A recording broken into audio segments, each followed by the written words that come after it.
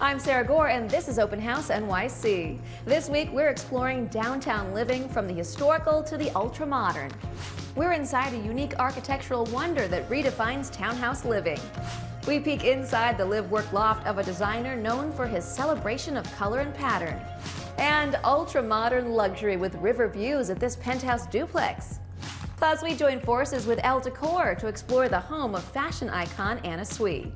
But first, if these walls could talk, we're inside this historical Greenwich Village property that has seen New York grow up all around it. Downstairs is a finished basement with full-height tin ceilings, but the most intriguing part is around the corner.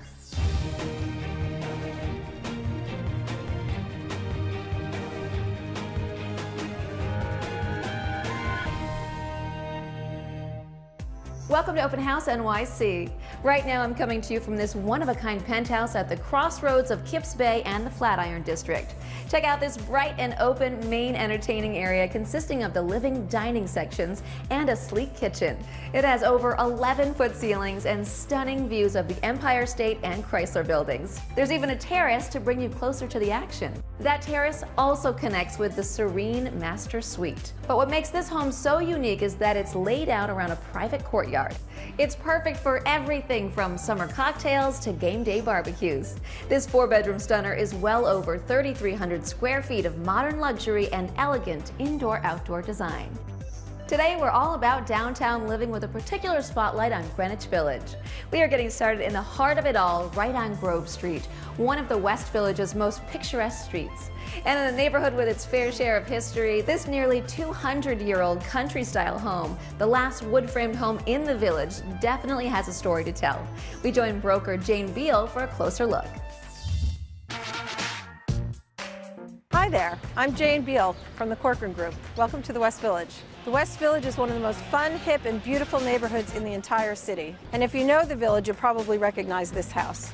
Originally built in 1822, it is the oldest remaining wood frame house in Greenwich Village. With its clapboard siding, detailed cornice, window shutters, and 3 exposures, that's just the front exterior. There's so much more to see inside. Follow me.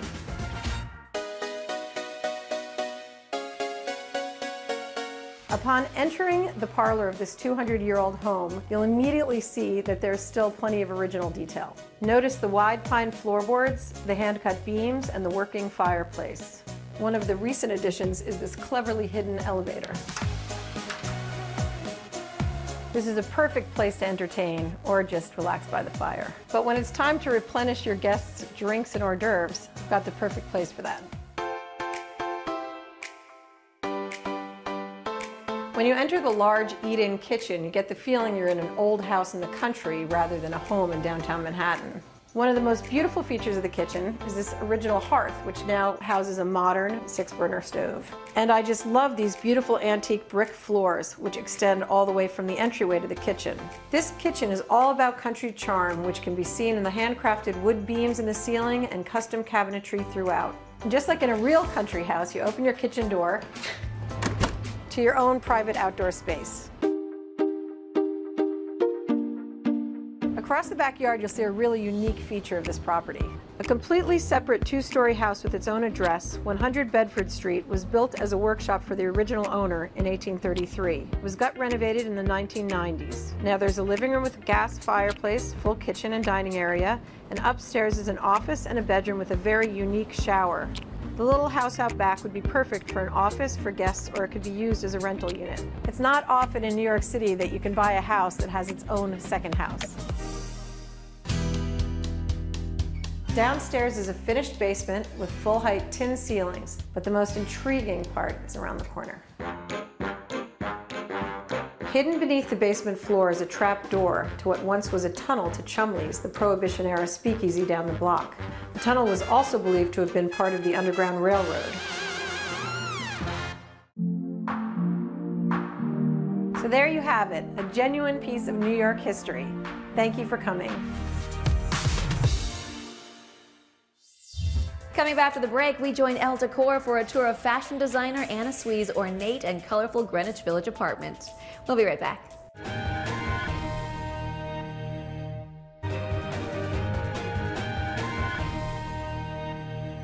Welcome back to Open House NYC. Now we partner up with Elle Décor at the Greenwich Village apartment of fashion icon Anna Sui. This is the home that allowed Anna to realize in interior design all the things she has explored in her nearly 40 years in fashion design. The home is ornate yet harmonious, brash yet serene, a beautiful mix of influences that surprise at every turn. In short, it's her dream home. Let's take a look.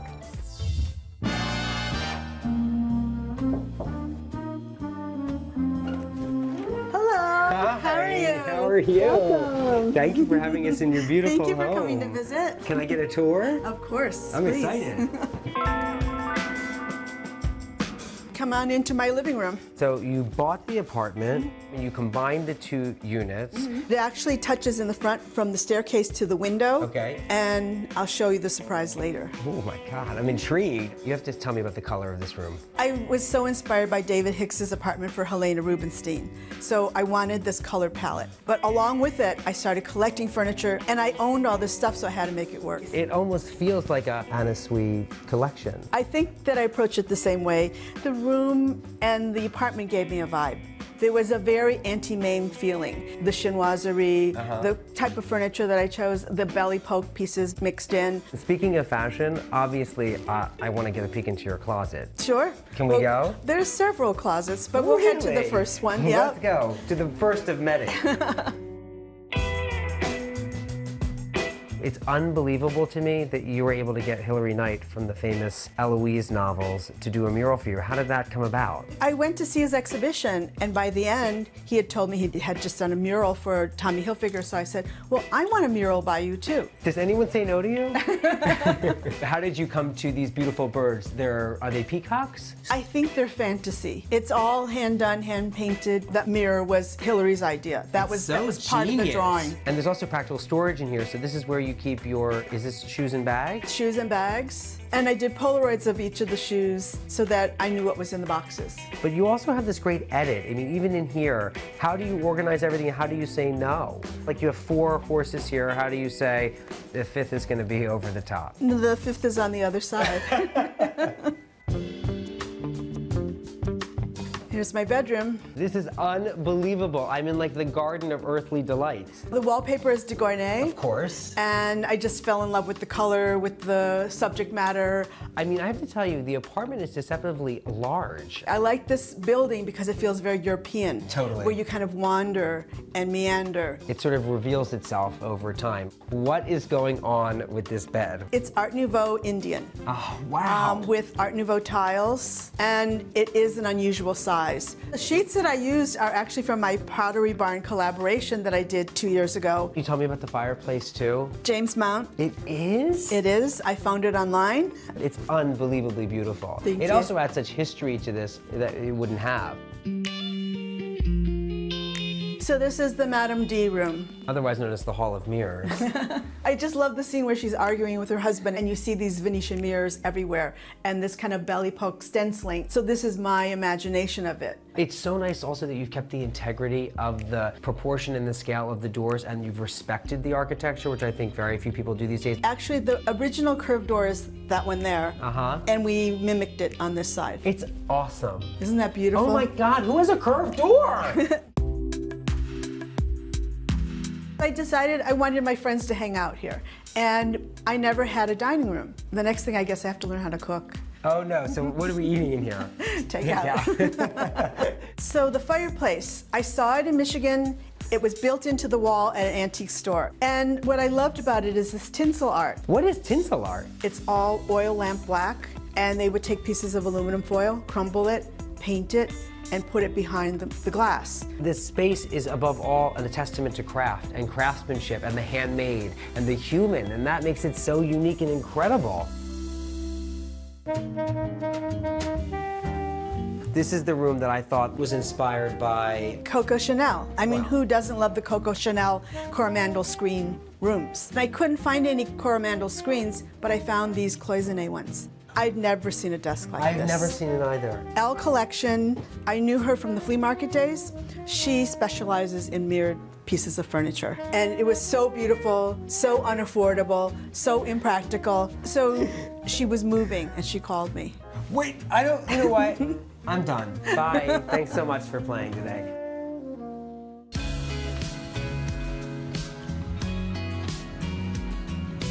Thank you so much, Anna. This has been a dream of mine to tour your space. It's unique, it's one of a kind, it's so very you. Thank you, but it's not over yet. Follow me. Are we going through the bookcase? What? It's like Narnia. We love a secret door on Open House, and how creative was Anna to connect the two spaces that way? You can find the newest edition of Elle Décor on newsstands and online at elledecor.com right now.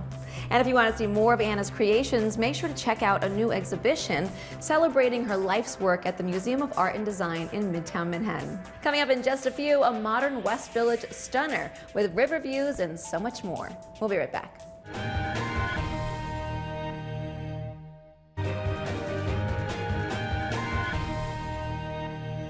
Welcome back. Now we're in the far West Village at an ultra-modern penthouse duplex featuring, among many other things, stunning Hudson River views. Inside you'll find a comfortable yet stylish flow between the spaces that makes it an entertainer's dream home all year round. Take a look.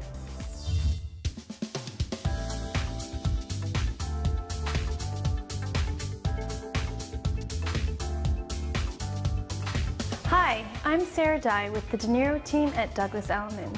Welcome to the West Village. 166 Perry is on a beautiful cobblestone block just steps from the Hudson River. In playful contrast to this classic street, the avant-garde all-glass sculpture exterior is right at home with the cutting-edge architecture that now defines the West Village. But what's inside the 6,800 square foot, 5-bedroom terraced penthouse is what makes it a must-see. So let's start seeing. You walk off the keyed elevator, not directly into the apartment, but this private entry hall that draws you in and releases you into the grand living room.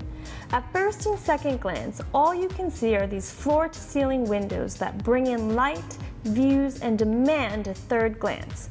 Lacquered walls and metal detailing, marble and hardwood floors. This interplay of pristine materials is seen throughout. Here, the focal point is this wood-burning fireplace framed with a brushed metal mantel. The generous space easily fits an oversized sofa, comfortable chairs, and of course, a chaise lounge. After all, we are here to relax and entertain, and this whole floor is built just for that. Can I offer you a drink? A full wet bar anchors this game room. Enjoy your drink or a quick game of pool, but take a moment to again appreciate the attention to detail of the marble bar and built-in stylish shelving. And here also you have walls of glass that give the space an almost outdoor feel. But if you want to feel the outdoors, follow me.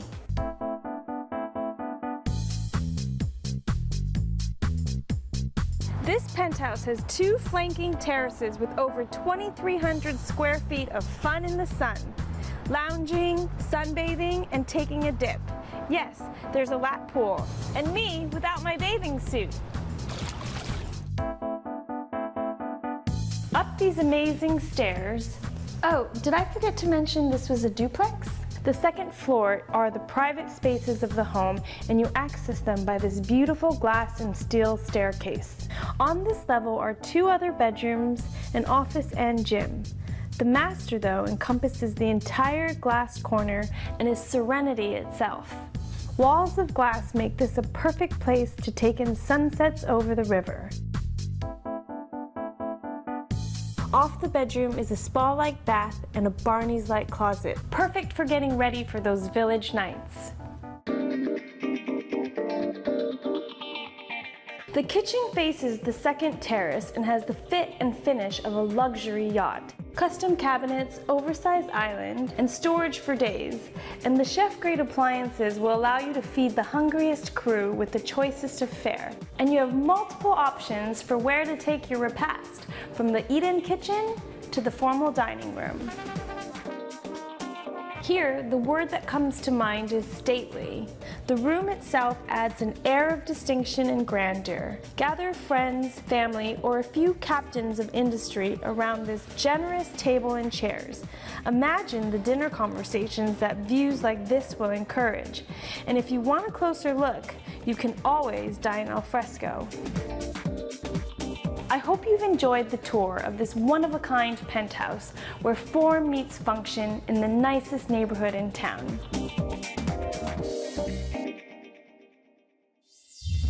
Coming up just after the break, we are in NoHo at the live-work loft of a designer well known in the industry for his celebration of color. We'll be right back.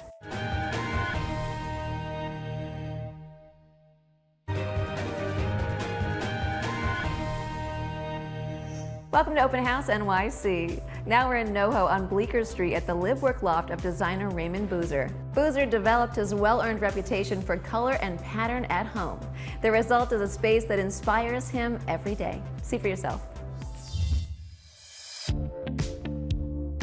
Hi, I'm Raymond Boozer from Apartment 48 Interiors. Welcome to my home in NoHo.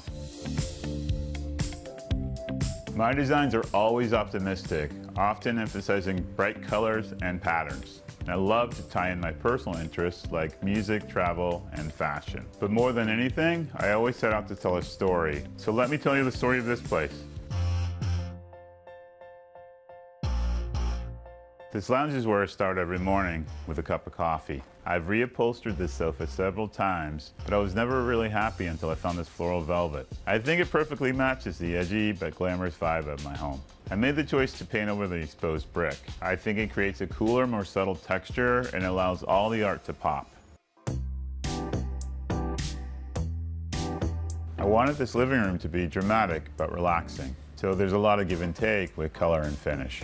I had this custom bookcase made and I painted it bright blue so that it becomes the focal point of the room. It holds my design books, magazines, and objects I've collected from my travels over the years.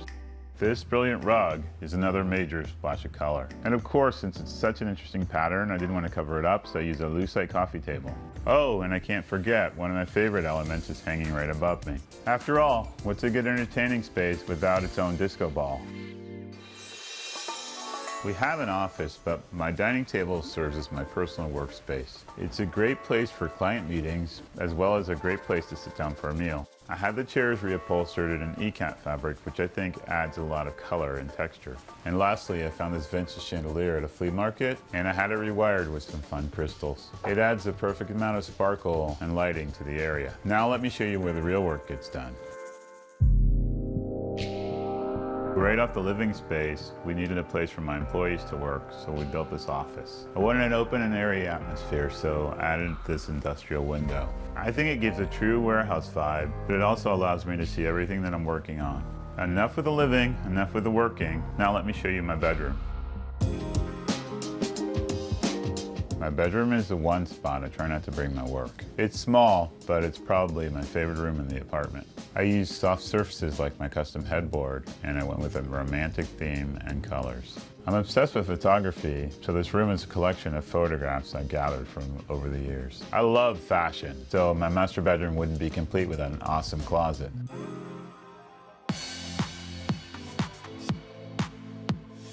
Thanks for stopping by Apartment 48. I hope you enjoyed my home as much as I enjoyed creating it. See you at the next project. Coming up after the break, we are back in the West Village for a look at an architectural townhome that definitely breaks the mold. We'll be right back.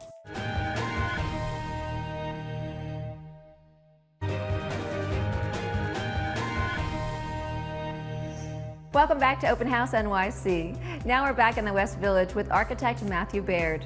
Matthew sought to create a new kind of townhouse, unlike anything else in the neighborhood. Let's let Matthew show us around his one-of-a-kind creation.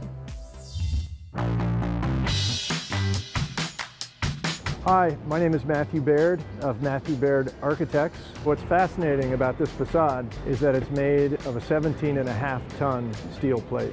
That piece of steel is 40 feet tall and 14 feet wide. And it's so big that we had to shut down the George Washington Bridge to get it into New York. So here we are on the second floor of this townhouse. You see the concrete that starts at the street level, comes up the stair, runs through the dining room, back in through the kitchen, and is also the island. And then we transition to a walnut hardwood floor. And the whole house is about that weaving, that synthesizing of different materials coming together.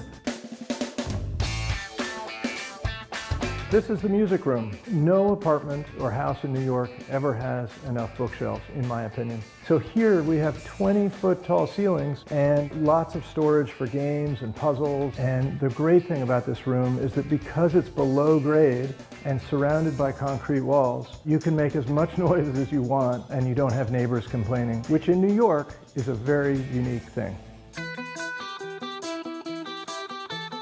This is one of my favorite spaces in the house. It's up here where you can actually get right up close to the plate that is the front facade. And from here you have great views uptown and downtown. In the wintertime you can have a fire. It's a wonderful little escape. Thank you so much for coming on the tour today. I hope you love this house. The contrast of opaque and transparent and the weaving together of a diverse and interesting group of materials. To me, that's what makes great architecture. Thanks for watching. Like what you see on the show? Well, be sure to subscribe to our channel. We have so many more beautiful homes to share. How about love? Share these homes, you know?